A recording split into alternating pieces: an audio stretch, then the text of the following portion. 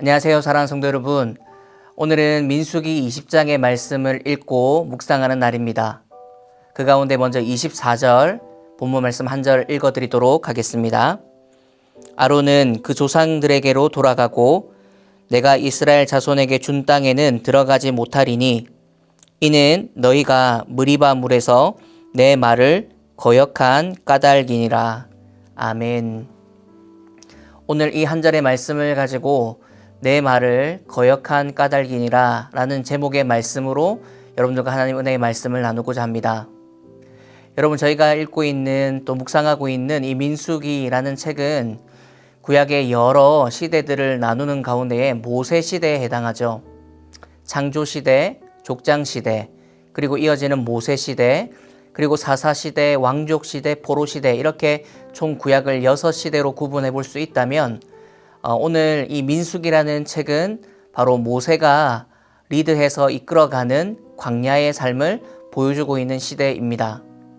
당시 상황은 애굽 땅에서 노예살이하던 이스라엘 백성들이 이 애굽 땅을 탈출하여서 무려 10가지의 재앙을 그 애굽 땅에 내리신 하나님의 은혜로 구원받았던 그 백성들의 삶을 보여주고 있고, 뿐만 아니라 모세의 리더십 아래에서 가나안 땅으로의 여정을 이렇게 시작하는 부분이죠. 민수기는 특별히 시내 광야를 지나서 가데스 바네아라는 땅, 그리고 모압 평지까지 이동하는 부분을 기록해주고 있는데요. 특별히 가데스 바네아라는 땅에서 무려 38년 동안이나 광야 생활을 경험하게 되는 그 일기가 바로 민수기라는 책입니다. 오늘 본문은 이 가데스 바네아라는 땅에서 재집결하여서 이제는 정말로 가나안 땅으로 점령을 시작하는, 전쟁을 하러 떠나는 그 발걸음의 시작부, 그 가까이에 와 있다는 것을 알 수가 있습니다.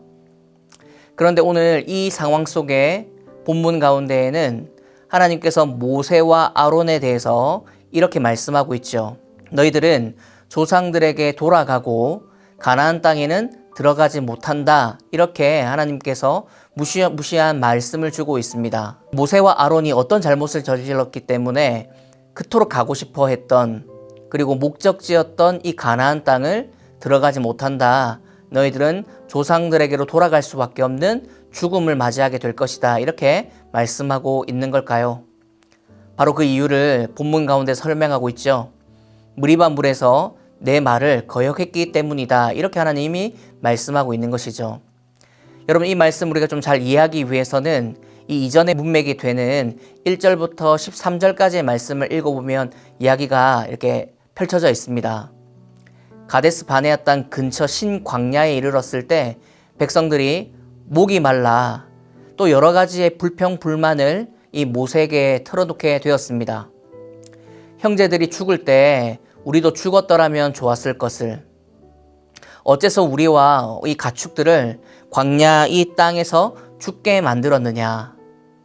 이 땅은 파종할 곳도 없고 무화과나 포도나 석류나 물도 없어서 정말 살기 어렵고 힘든 이 땅을 왜 우리에게 지나가게 하고 살게 했느냐. 이런 어처구니 없는 불평과 원망을 쏟아놓게 됩니다.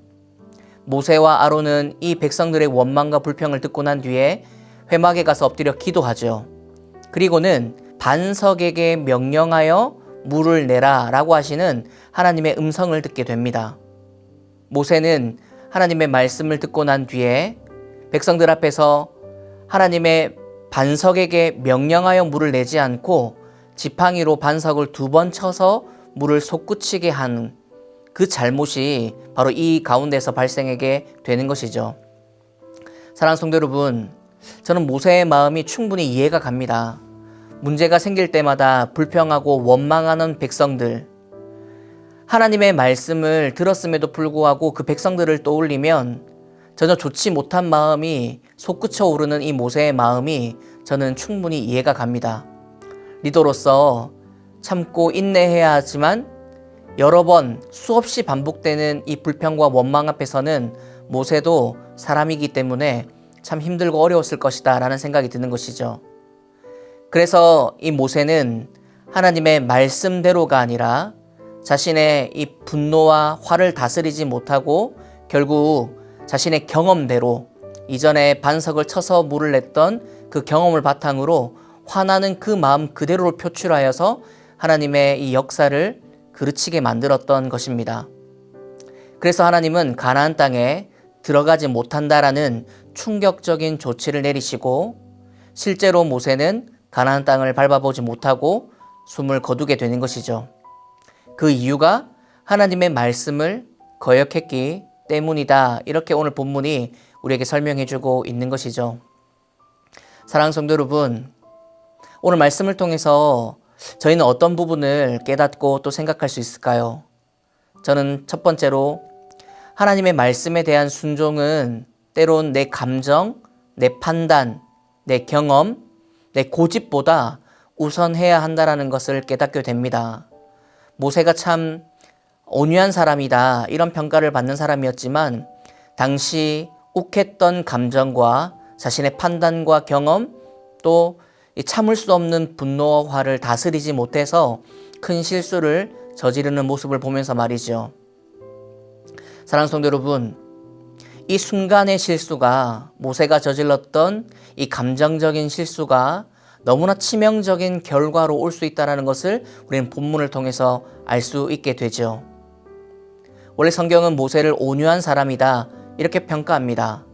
그러나 성경의 역사를 보게 되면 그는 사람을 죽이기도 했고 또 반석을 2번 내리치는 이런 잘못들을 범하면서 온유한 사람이었지만 결국 그 실수로 인해서 치명적인 결과를 받을 수밖에 없던 리더로 기억되고 있죠. 사랑하는 성도 여러분, 오늘 말씀을 통해서 우리가 내 고집과 판단, 내 감정보다 때로 하나님의 말씀, 하나님의 명령에 더 우선시되어지고 순종해야 된다는 것을 깨닫게 되는 저희들의 하루가 되었으면 참 좋겠습니다. 물론 쉽지 않지만 우리들의 성질을 죽이고 우리들의 화와 분노를 다스리며 하나님의 인자하심과 인내를 닮아갈 뿐만 아니라 하나님의 자비와 긍휼을 나타내는 귀한 삶으로 사랑이신 하나님을 닮아가는 저희들의 삶이 되었으면 참 좋겠습니다. 오늘 말씀을 통하여서 오늘 하루 주어진 삶 속에서 내 감정 또는 내 고집보다 하나님의 말씀이 이길 수 있도록 살아내는 하루, 그래서 순간의 실수로 인해서 후회하지 않는 그렇게 주님과 동행하는 우리의 하루하루 한 날이 될 수 있기를 간절히 소망하며 말씀을 마무리하고 싶습니다.